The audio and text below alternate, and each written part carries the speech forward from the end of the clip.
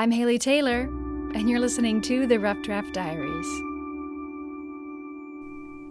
This week on the Rough Draft Diaries, we're meeting with someone who's very busy. So my name is Lyndsey Stough, and I am an associate architect at Stough & Stough Architects. But I'm also the founder of Happy Hour Toledo. I'm also the executive director of Toledo Soup. I'm also a trustee member of the Sylvania Community Arts Commission, and I'm on the board for the Sylvania Tree Commission, and I am a chair for Done in a Day events for the Junior League of Toledo. I think there's more in there, but those are probably the highlights. So there's a lot Lyndsey and I could talk about, but I won't keep you in the dark any longer. Today we're going to be talking about Toledo Soup. Okay, so soup events are crowdfunding dinners, and we do that to help raise money for local projects that could benefit the Toledo area. So if you were to attend, it would be $5 for soup, salad, bread, and a vote.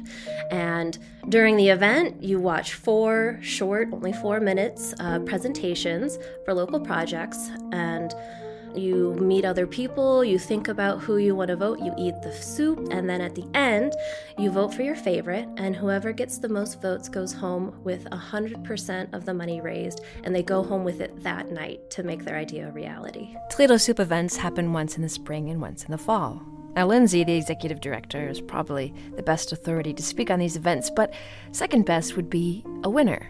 So now you'll meet Roberta. My name is Roberta de Boer-Durham, and my job is a self-appointed one. I'm organizing an initiative to provide ongoing support for foster youth when they emancipate from the system. Now, this is a new position for Roberta. She used to be a journalist at The Blade, but she was taken by surprise when she discovered the challenges children face as they age out of the foster care system. When youth graduate from the foster care system, they do so at age 18, and that means they have nobody. They were never safely reunited with their families, and nobody ever adopted them. So what they don't have are relationships, and that is what Open Table Toledo is doing. We organize small groups of volunteers who make a commitment.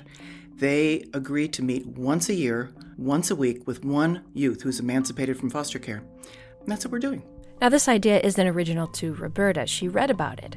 The same initiative was happening in Cleveland, which gave her the idea.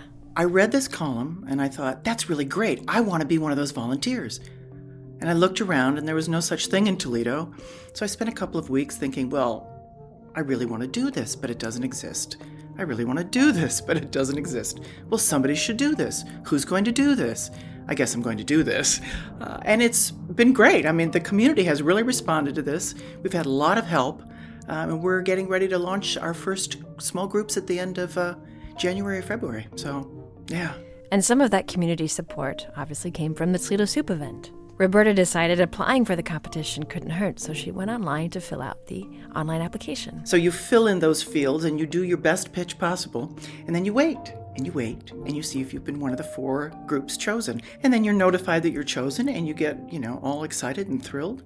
And then you start to get nervous, and then you get really nervous, and you realize you have to do a pitch, and it has to be 4 minutes. And then you show up at the soup event, and it's such a great atmosphere that you're not nervous anymore at all. You know you're going to have fun. It's a wonderful place to make connections.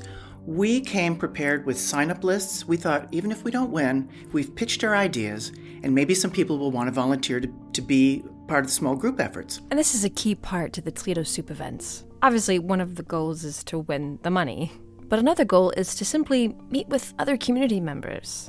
Let them hear your idea. Maybe pass on your own advice and get some help of your own. One of our recent winners was Michael Sheaver with Herbaceous Greenhouse.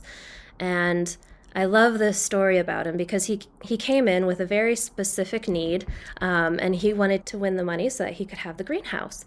Well, through the event, someone from the Toledo Botanical Garden there, if I'm remembering the story correct, was there and ended up donating an old greenhouse that they had so that then he was able to use the money from the event to then help with restocking for future growths, and I think also just helping make it so he could find a place that he'd be able to stay long term. It was just incredible that just by talking with other people and other people hearing about the project, that more connections were made, and then people are just generous in Toledo. It's incredible. And this is why Lyndsey loves this event. This is why, on top of all of her other work, she still dedicates time to help organize and direct the Toledo Soup event. Because it's fulfilling and connecting at the same time. So going to the event, I was in a room filled with people who love and care about the future of Toledo.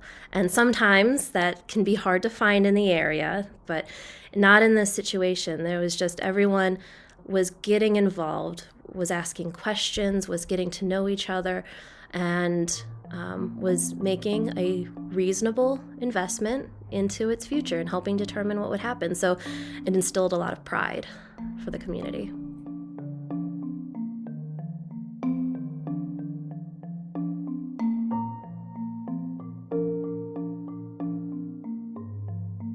I'm Haley Taylor, and thanks for listening to this episode of the Rough Draft Diaries.